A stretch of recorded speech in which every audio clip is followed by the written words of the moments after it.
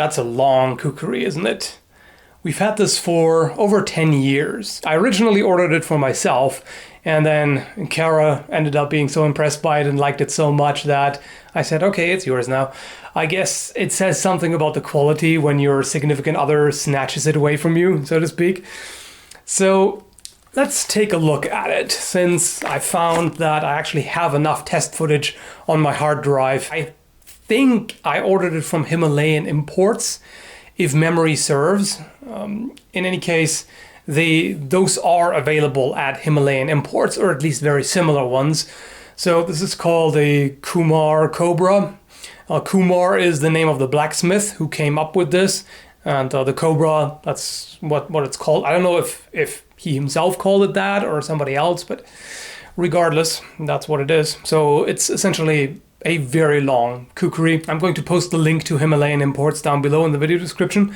That's my best guess, at least. It could have been ordered from another store. I'm just not sure, but I'm just going to go with that since I don't know any better. And these are handmade in Nepal. It has markings here. Every kami, and kami is the caste of metalworkers in Nepal, they all have their individual markings.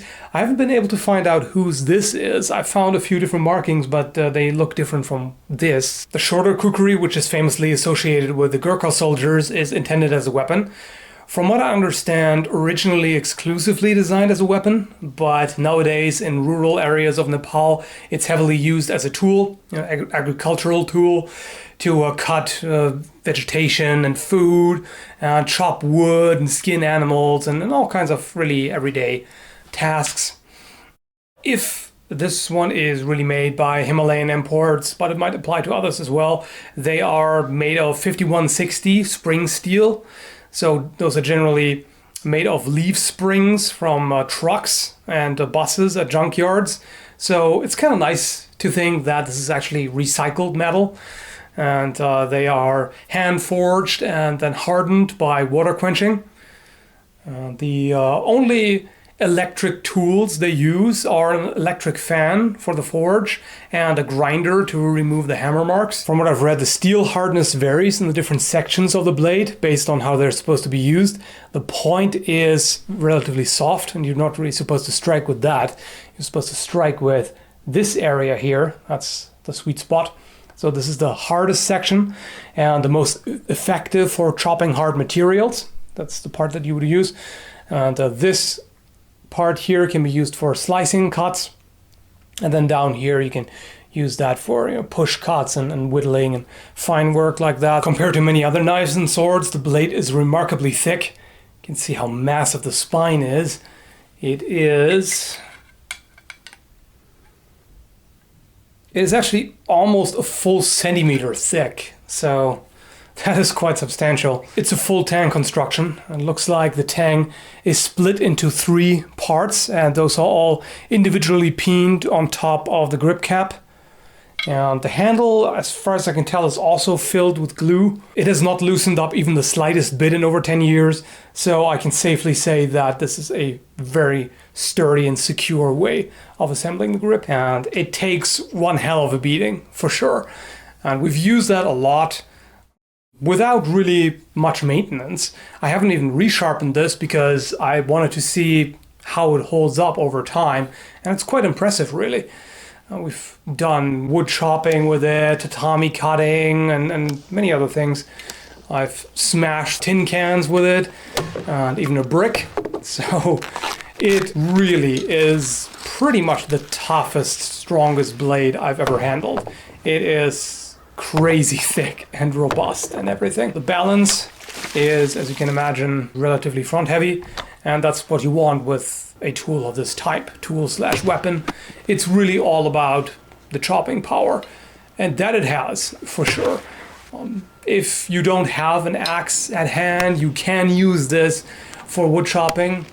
And this is the kind of blade shape that doesn't need to be as sharp in order to be effective. I mean, of course, it's always better to have a properly sharpened edge. And this one, at this point, doesn't cut paper anymore, which, again, is not surprising after 10 years of occasional use without resharpening it. But down here, that should still be close to the original sharpness, I would think, or maybe not. Yeah, down here it still cuts. But after this review, I'm definitely gonna resharpen this. But considering that this is where it's at, I basically can do this right now. It still does the job. That's the interesting part, because the edge geometry is pretty good. It also helps that it's so highly polished. It has a very smooth surface, so that reduces the friction as you're cutting. I very much like the handle. It's visually attractive. It feels good in the hand. The wood has held up beautifully over the years. My only complaint, well, two complaints really. One is that this flared shape at the end tends to really bang up the offhand when swinging it with two hands against a hard target, like when chopping wood. You can, of course, use it with just one hand. That would avoid that problem because the shock is mainly concentrated here near the end.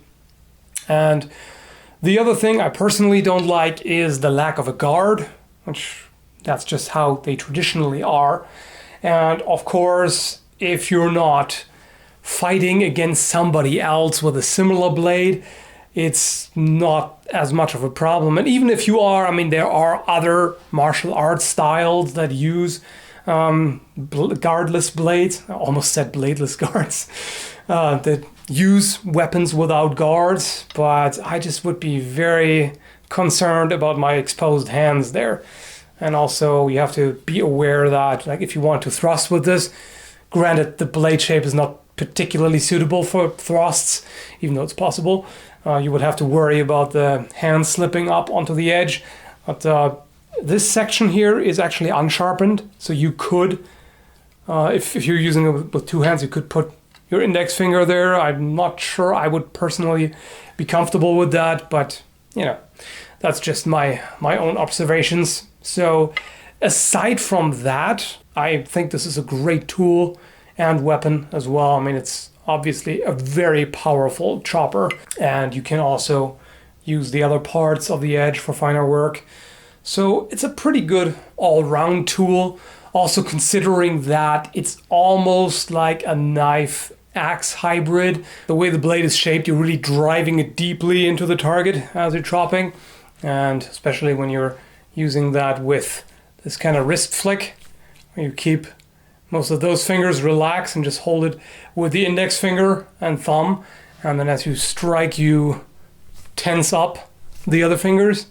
That's quite effective with this kind of blade. I mean, with a lot of blades, but this here is particularly suitable for that. It comes with a leather-covered wooden scabbard. And with these, it's always good to be mindful of how you're holding your hand as you sheathe the blade, like not wrapping all your fingers around the scabbard.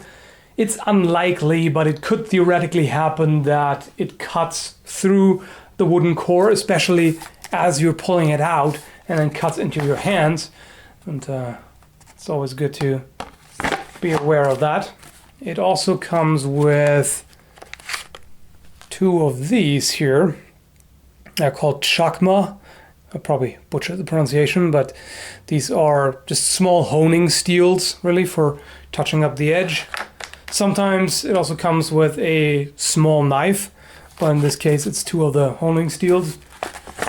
And the scabbard is quite nicely made. Overall, I'm definitely impressed by the quality, especially considering the price, because these are really quite affordable for what you're getting. And it has held up beautifully over the years. It looks nice. It is brutally effective. I most certainly wouldn't want to face a weapon like this in a fight. I mean, not that I would want to face any kind of weapon in any fight, but you know what I mean. This would probably cleave through bone without too much effort. But also as a tool, it is very useful. As I said, chopping wood, it does that just fine. Splitting, cutting underbrush, and a variety of tasks. You could even drive in nails with this. It is sturdy enough for sure. So, what can I say? If you like this style, I would suggest checking those out, giving them a try. Maybe it's money well spent, in my opinion at least. And that's about all I have to say about it, so thanks for watching.